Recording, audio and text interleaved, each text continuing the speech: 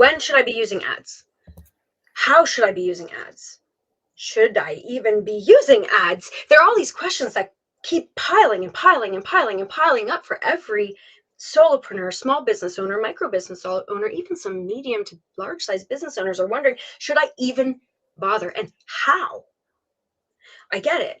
The overwhelm is real. The ads are pushed down your throat every single day. Hey, do this, do that. Well, let's learn a little bit more about that. And let's invite John in to tell us more. John, please tell us about yourself, why this topic matters to you, and why it should matter to everyone else. Hey, Shauna, thank you so much for having me on. This is a topic that's near and dear to me because I've been working in the advertising space for many, many years. And a little bit about me, like you mentioned, I'm calling in from Texas, outside of San Antonio, Texas. Got two little boys running around somewhere in the background, probably. And what I get to spend my days on is working as a CEO of an advertising agency, Stud Group. And what we get to do is work with all different types of businesses, helping them run advertising to make more money, ultimately, to get more leads in the door, to sell more services, more products, and ultimately to do that in as cost effective a way as possible, so that we're not just, making Google or Meta or other places richer, but we are actually, increasing the bottom line for the clients that we get to work with. I think that's a really great point that you make, because a lot of the hesitation that I hear from the people around me is like, I don't want to just be throwing my money at Zuckerberg, like that's not what I'm looking to do. So what's that?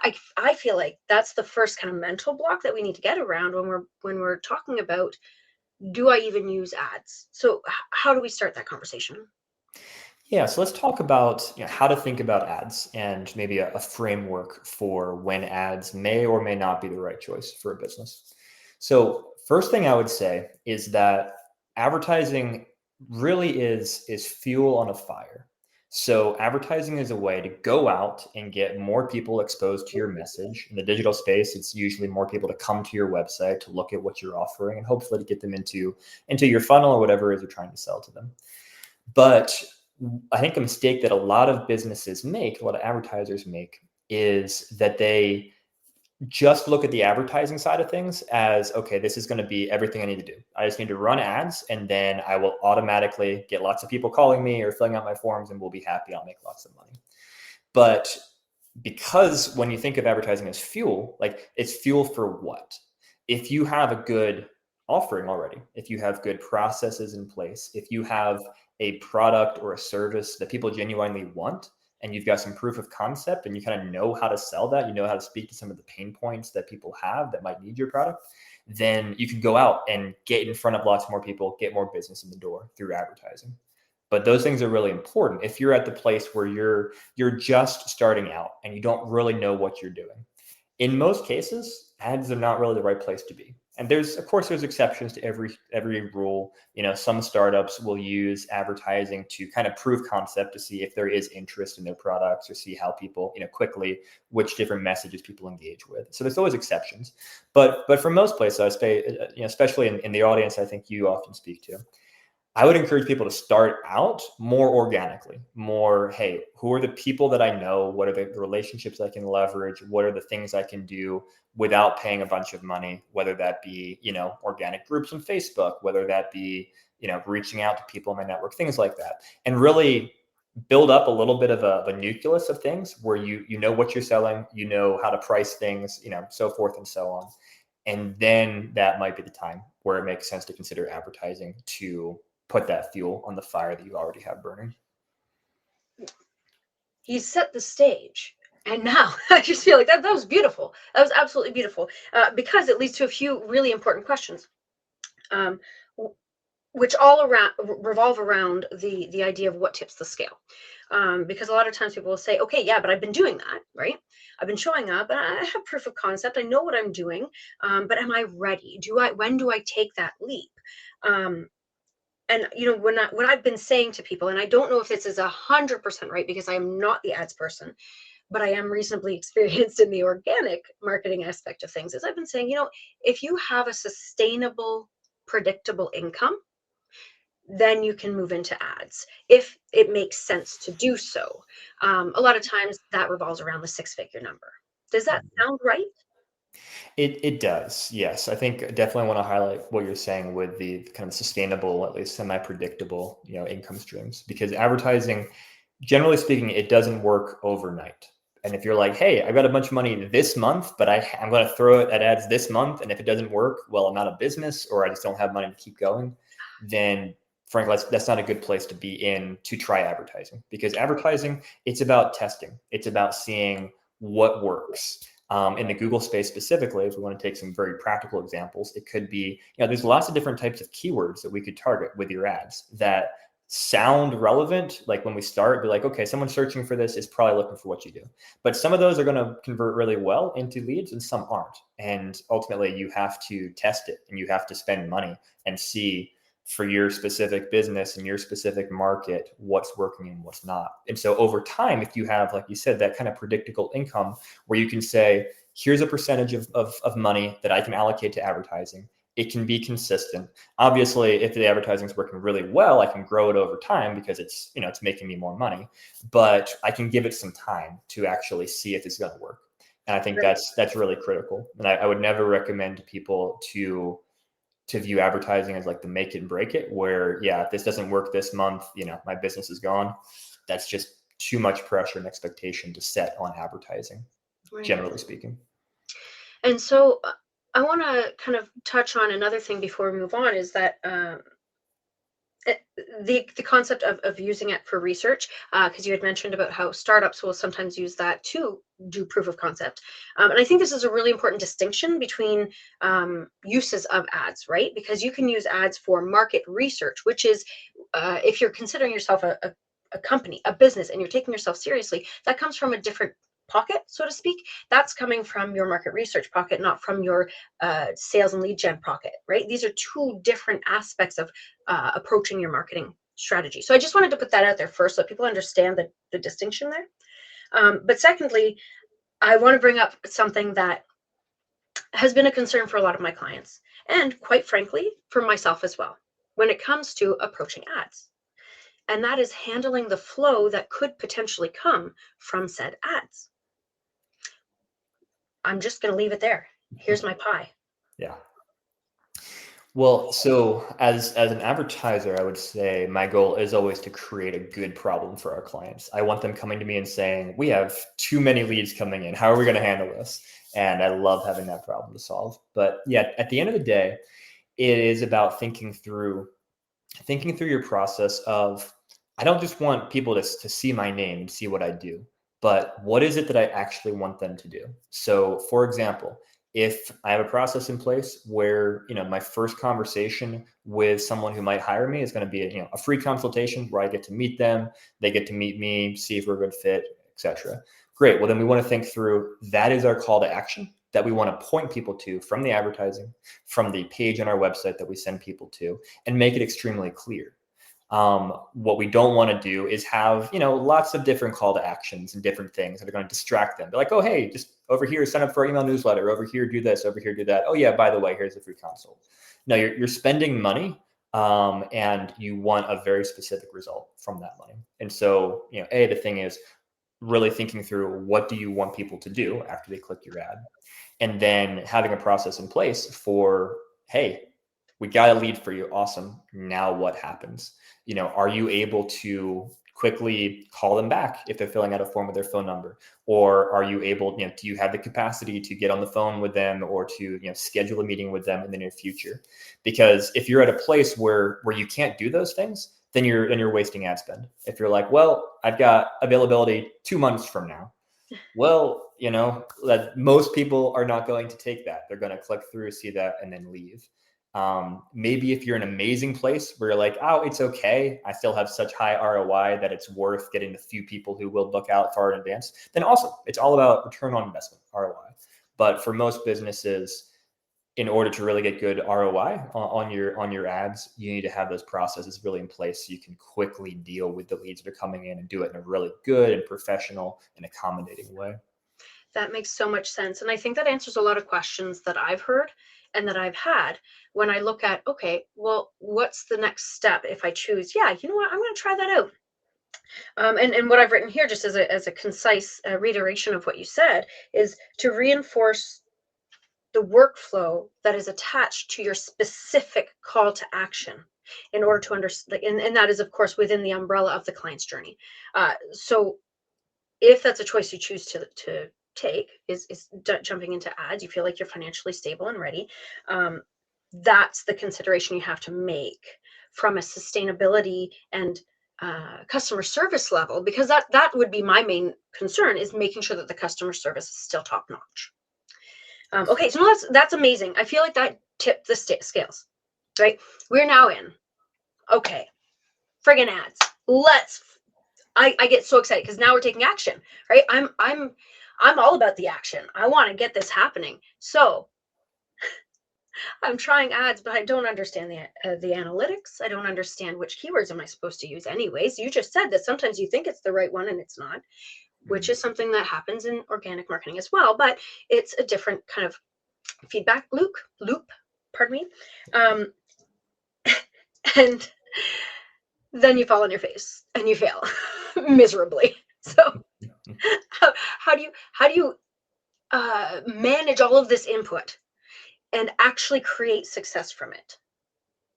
Yeah, that is the important question that I wish more advertisers were asking when they started, because a lot of it are in that mindset of, oh, I was going to throw money in ads and see if it works, but they don't really know what it means to say it worked or not, and they don't know how to track the success of that. And that tracking component is what I really want to hone in on answering your question there, because there are a lot of options that we have to understand what the success of advertising is. Now, it's not perfect, but for example, let's just say we have a simple lead gen website. We want to start running ads on Google. Let's take Google as an example. So the first thing I'm going to do is I'm going to set up tracking on that website for all the actions that I want people to take. So if that's filling out a form, I can put tracking code, for example, on a thank you page after someone fills out that form. And I know everyone who got to that thank you page filled out the form. And then I can tie that back to the Google ads. And so I know, okay, this keyword, this ad generated 5 thank you page forms, or 5 form submissions at this cost per form submission, things like that. Same thing for phone calls. We can use call tracking. So if you have a phone number on the website, we can actually set it up so that we know when someone calls you, if they came from Google ads, and again, specifically what keywords, what ads, and things like that.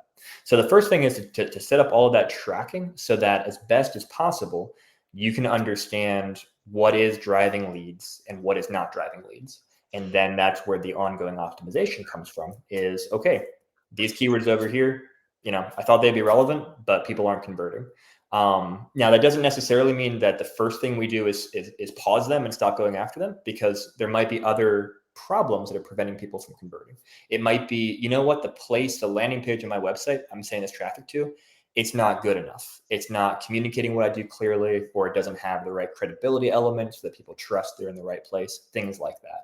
So we might, test different landing pages, or we might test different ad copy, things like that. But if those things continue to not work and we're getting the traffic that we're trying to get, but it's just not turning into customers or leads, then maybe we say, okay, let's stop going after this category. But hey, this category over here is working really well, so let's reallocate ad spend. And advertising it's very much not set it and forget it. It's always about improving over time, testing things, iterating things, responding to the market, responding to the competition and how they're changing, responding to the platforms themselves and how they're always changing how it works. And so there's just a lot of kind of ongoing maintenance, analysis, and understanding that goes into running those really effective ad campaigns.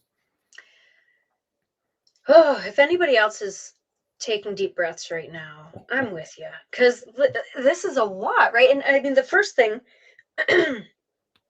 actually, I'm going to walk backwards in what you just said. So the first thing I would like to address is this testing and iteration. I think this is really important.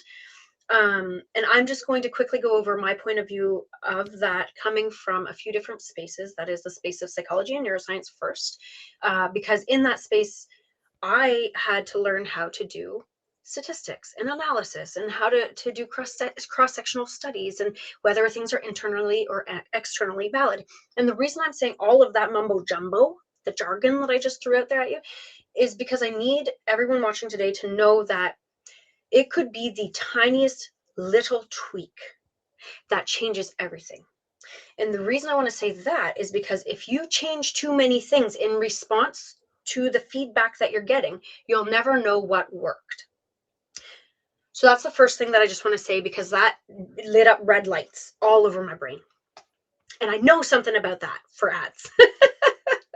But the second thing that I don't know anything about is you said tracking, and I thought, oh yeah, tracking. We're getting into our KPIs. I've got you. I know how to find analytics on all the socials and all this stuff, but we're not talking about that anymore.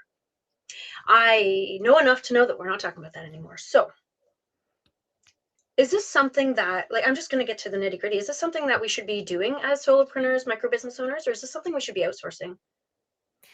It's a great question. Ultimately, it's something that should be done. And if it's something that a solopreneur can figure out how to do, let's say you pull up ChatGPT and you're like, hey, how do I do this? And it helps you out. Awesome. But if it's not something you want to spend your time or attention on, or just, don't want to do, then there's certainly, third parties, agencies like ours, other people that can come in and take care of that for you. I think it's less important who does it and just more important that you understand why it needs to be done. Because ultimately, as a business owner, it's what's that common what's that famous saying? What gets measured, what is it? What gets measured, it gets improved. Something along those lines. Yeah. Yeah. I know If what you're you're not, talking about. It's not quite yes, right, but we got it. yes, I'm tracking. I'm picking up somewhere what in you're there. putting But down. it's that idea of, if you don't know what your numbers are in a specific area, then you have no way of improving those numbers over time. Right. And advertising is very numbers based. It's not just numbers. There's an art to it. There's an understanding, like you said, of psychology that goes into it for sure. But at the end of the day, a lot of it is numbers based. It's, this is working, this isn't, this is our cost per lead, things like that. And so tracking those things and being able to know what those metrics are, so that in our case, if a client comes to us and says, hey, this isn't working. Well, we have to translate that into, well, what does that mean? Okay, we generated 15 leads. The cost per lead was $100. So we spent $1,500 with these 15 leads, and that's not working. Is that not working because the leads aren't quality enough and we're not getting the right people, and so they're not converting into the right range? Or is it, no, the quality is fine, but I only have like a $99 thing to sell to them, so I lose money for every one of these. Okay, well then, to improve, to make this work, we would have to get your cost per lead down to here and do these changes, etc. And so numbers is what helps you really make the changes that need to be made to get back to success, whatever that success is that you're looking for. Absolutely. I mean, and this is something I'm constantly telling people: you need the numbers in order to make informed decisions about what you're doing. And at the same time, because of who I am, I have to kick back a little bit, saying that I feel like numbers are the next steps of marketing.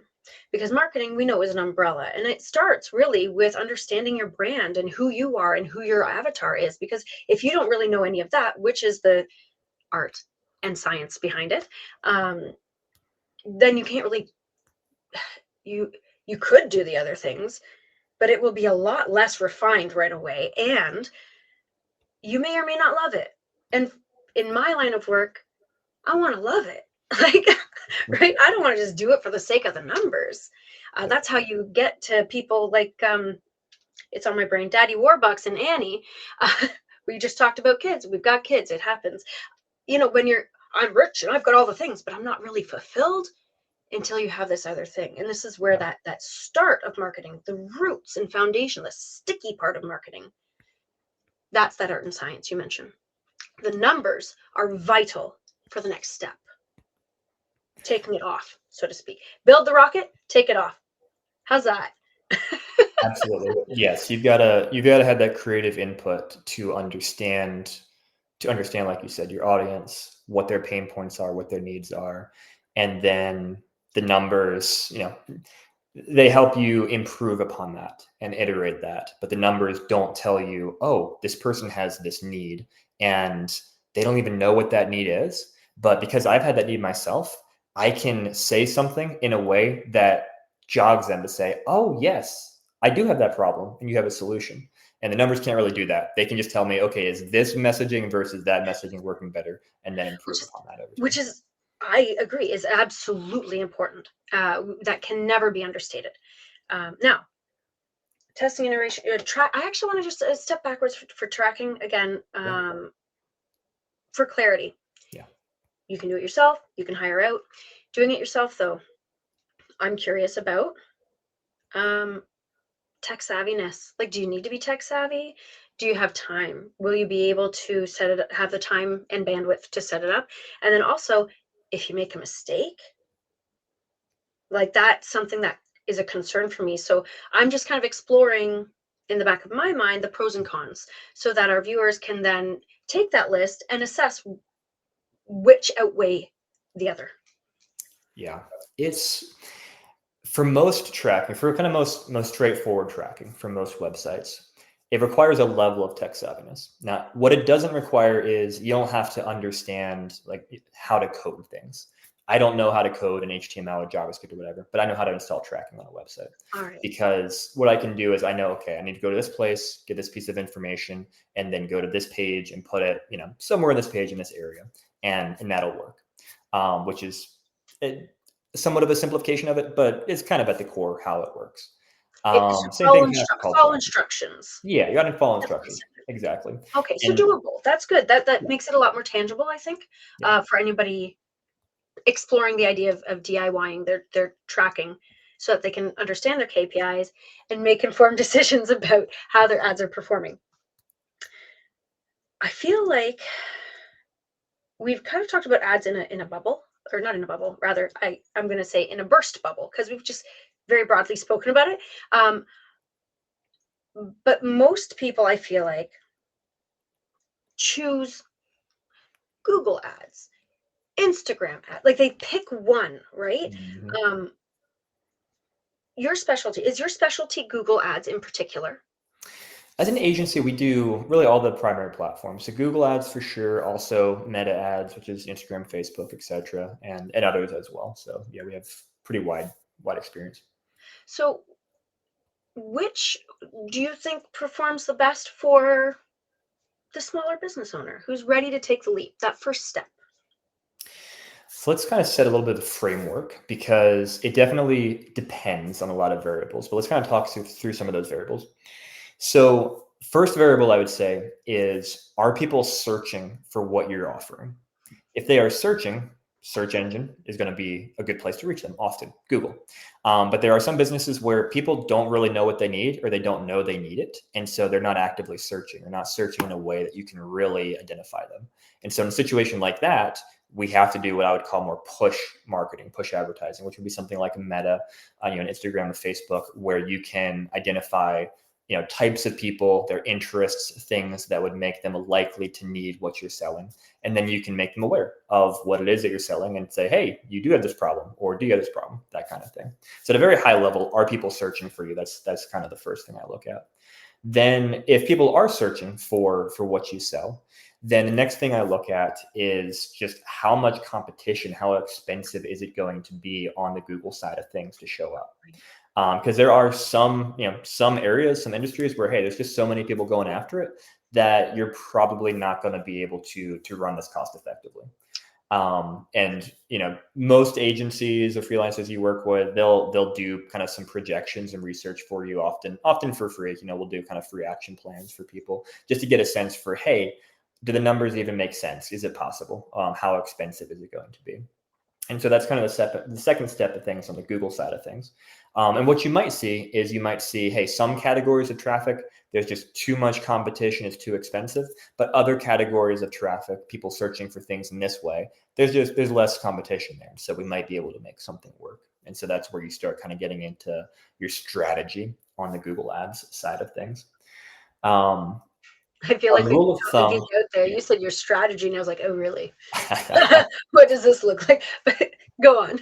Yes, absolutely. I would say a rule of thumb to this is a very broad rule of thumb. As with all things, it depends. But for most businesses, I would say if you don't have at least $2,000 to spend on ad spend per month, you probably shouldn't be getting into that platform. Again, there are caveats. We have clients who are spending, under 1,000, and it works great for them because they're in a very small geographic area. There's limited, search traffic they're going after, and they have higher ROI on the searches. But for most businesses, it's really a factor, going back again to the numbers. You have to be able to collect enough data and kind of have enough volume of potential clicks coming through, potential leads coming through, to really prove the concept and see if advertising is going to work for you. And this is true for both Google ads or Instagram ads, Facebook ads, etc. And so for most businesses, I kind of use that 2,000 as a rule of thumb of saying, if you can't do that, and obviously it's not going to break the bank and put you out of business for spending that $2,000, then you're probably not at a place yet where you can start. And again, there will be some industries where I'll say 2,000 is not enough because traffic is so expensive here. That's not enough to get the amount of data. And again, that goes back into the kind of the projections and things that we'll put together for people. But general rule of thumb is somewhere in that 2K range as a minimum. And I know a lot of people are just choking on their tongue right now with that number. But it's important to understand. And that's why I started out with that concern of, when am I going to be ready? Right. Yeah. And I think that's a really important conversation that needs to be had. Now, that said, I have asked you so many questions today. I have completely picked your brain, and we have just bathed in the richness of your knowledge wealth. And I appreciate you so much. However, I know that tap is not dry. So I'm going to give you a minute to think about this, but I'd like you to share one more piece of value to our audience, whatever you think that they need to hear after all of that, because I know that we need to hear something. I'm going to leave you to think about that. And in the meantime, everyone here, remember that these conversations are happening weekly. So subscribe so you don't miss the next one.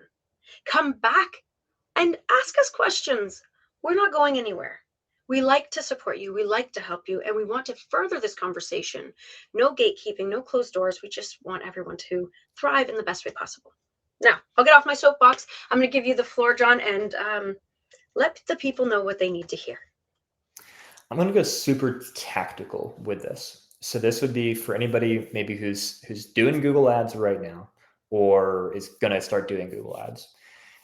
Look at what they call your search terms in Google ads. And this is different than keywords. So when you start your campaigns, you get to enter keywords into Google saying, hey, I want traffic that's searching for these types of things. But then what Google goes and does is they give themselves a lot of flexibility to match all different types of searches to those keywords.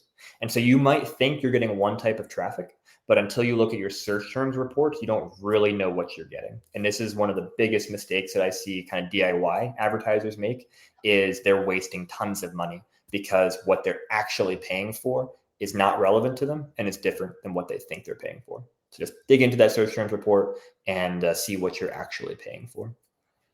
That's amazing. Like, truly, I mean, I can't imagine somebody looking at their keywords and thinking this should be working and wondering why not.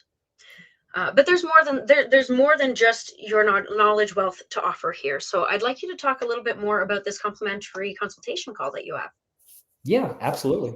So anybody listening and watching to this, feel free to go to our website, stepgroup.com, and we do a free consultation where if you're already running advertising, we'll look at what you're doing and kind of, give you a grade on it, give you our ideas of what's working well, what's not, maybe what we would do differently if we see opportunity to perform better for you. And then if you're not doing advertising, you're kind of in this place we've talked about a lot today where you're saying, hey, should I take the next step? Is this the right fit for me? We can help you with that. Have a very honest conversation, run some of those projections and numbers, and either say, hey, we don't think this is the right fit for you yet, or say, hey, you know what? Based upon the information you've shared, I think this could work well, and here's what an action plan would look like to execute on. That's invaluable, truly. I mean, I couldn't imagine, thinking about all of the ways that I could possibly improve my business and having ads be on that list, but really just going, I don't even know where to start. Well, when you have a John in your back pocket, you can figure that out. And that's, I mean, who doesn't want that? Who doesn't want the certainty of knowing, yeah, you know what? You got a chance. Or, hey, man, save, do this instead.